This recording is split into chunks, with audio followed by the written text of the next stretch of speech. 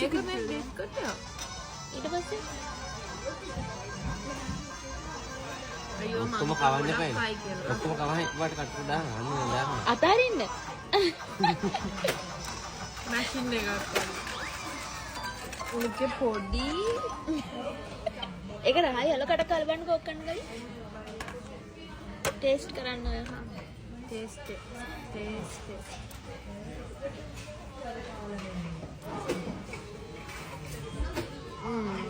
High.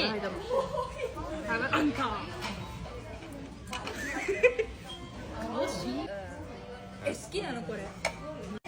Mari no desato. රහයි ඔච්චි දයෝ.